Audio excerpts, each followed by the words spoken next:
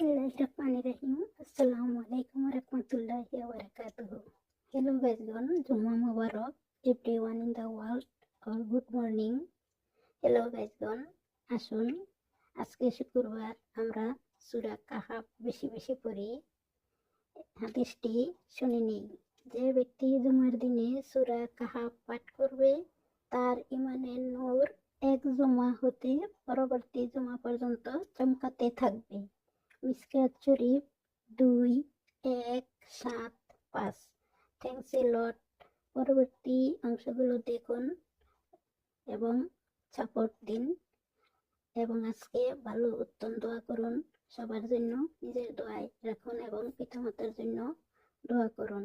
Thanks a lot watching for this video. ভিডিওটি না টেনে পুরো ভিডিওটি দেখুন প্লিজ। আল্লাহ হাফেজ।